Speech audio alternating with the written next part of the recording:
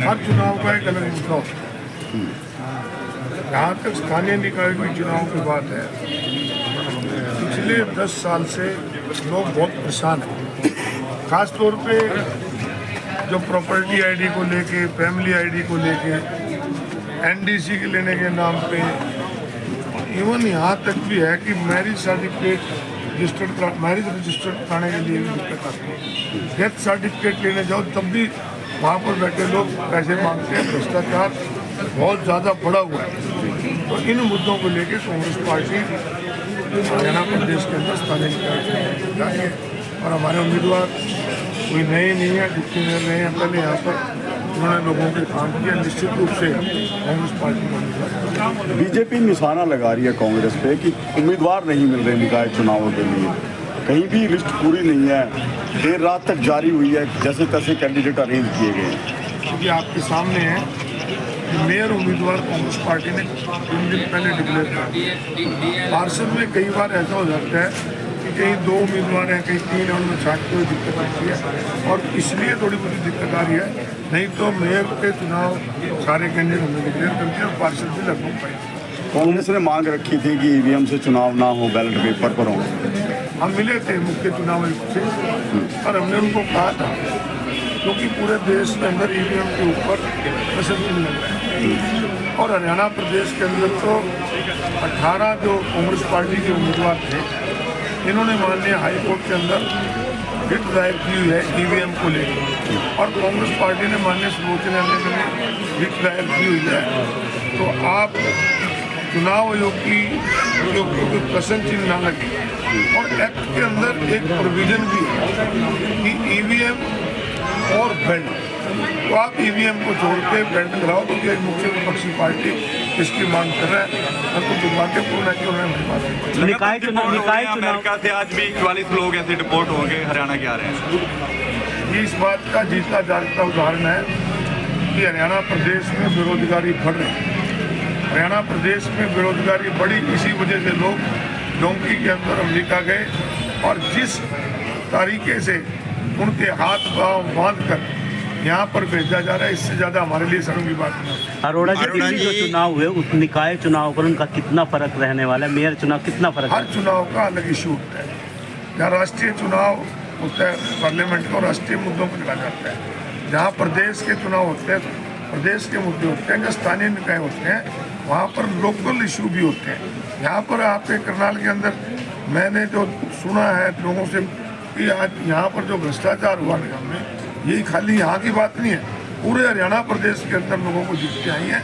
तो निश्चित रूप से लोग इसमें कांग्रेस पार्टी के राजनीतिक पार्टी जो उम्मीदवारों की सूची जारी करी है, खासकर हम बीजेपी का जिक्र करूँ, जातियाँ लिखी जा रही हैं, जातियाँ मेंशन की गई हैं कि किस प्रत्याशी की कौन सी जाति है। ये वो लोग हैं जो देश को बांटना चाहते हैं। पहले धर्म के नाम पे बांटा, अब जातियों के नाम पे बांटना शुरू कर दिया। लोगों को एक दिखाना चाहते हैं कि ये इस जाति का, ये इस जाति का। इस प्रकार से लोग अपनी कमजोरी छुपाने के लिए ये लोग जातियां का सहारा लेते हैं। जी क्या कुछ कहते हैं आज नामांकन का अंतिम दिन था? देखिए, आज लास्ट डेट थी और लगभग सभी पार्टियों ने जितने भी नॉमिनेशन हुए हैं आज ही हुए हैं। अंतिम दिन था। पार्षदों के भी सभी के सभी पार्षद जो हमारे 4 समर्थित और 16 पार्टी के जो पार्षदों ने नामांकन भरा है, वो आज ही उन्होंने नामांकन भरा है। जो चुनाव होने वाला है ये धनबल वर्सेस जनबल, भ्रष्टाचार वर्सेस ईमानदारी। पिछले 5 साल का कार्यकाल भी आपने देखा, 13 से लेकर 2018 तक, और जो अब चुनाव होने जा रहा है, जो पीछे 5 साल गए हैं, जिस तरह से भ्रष्टाचार हुआ वो जग जाहिर है। करनाल के बच्चे को पता है कि किस प्रकार से करनाल के अंदर लगभग स्मार्ट सिटी के नाम पे 1000 करोड़ से ऊपर पैसा आया, नगर निगम का 500 करोड़ रुपए, जिस प्रकार से वहाँ पे भ्रष्टाचार हुआ, इतना बड़ा भ्रष्टाचार है कि मुझे तो हैरानी होती है कांग्रेस बीजेपी पार्टी पे। मैं बीजेपी पार्टी को सलूट भी करता हूँ कि भाई कोई कोना लगता है रह गया था भ्रष्टाचार करने का, जो उन्होंने दोबारा से रिपीट किया कैंडिडेट। पिछली बार कहीं ना कहीं कांटे की टक्कर दी थी, इस बार भी चुनाव इस प्रकार का रहने वाला इस बार तो करनाल की जनता लड़ रही है चुनाव, कांग्रेस पार्टी चुनाव लड़ रही है, तो ये तो तय है कि इस बार बीजेपी सरकार जो यानी करनाल की सरकार थी वो बैकफुट पे है, क्योंकि उनके घोटाले और भ्रष्टाचार इतने बड़े हैं। करनाल के बच्चे बच्चे को पता है, इसलिए करनाल के लोगों ने, आम जन ने, उन्होंने अपनी सरकार जो चुननी है ये मन बना लिया है कि इस बार बदलाव अवश्यम्भावी है। ये भी कहा जा रहा है कि मनोज वधवा को टिकट ना मिले, समीकरण बिगड़ सकते हैं। नहीं, बिल्कुल उन्होंने प्रयास किया होगा, लेकिन हमारे हाईकमान, हमारे आदरणीय श्री अशोक अरोड़ा जी की आशीर्वाद से, भूपेंद्र हुड्डा जी के आशीर्वाद से, हमारे जो वरिष्ठ जो जितने भी हमारे बड़े नेता हैं यहाँ लोकल जो नेता हैं, दिव्यांशु जी हैं, त्रिलोचन सिंह जी हैं, सुनीता मैडम हैं, सब ने पूरा जोर लगा के मनोज वधवा के नाम एक मत होके उन्होंने टिकट दिलवाने का काम किया है। उन्होंने जनता की आवाज़ जो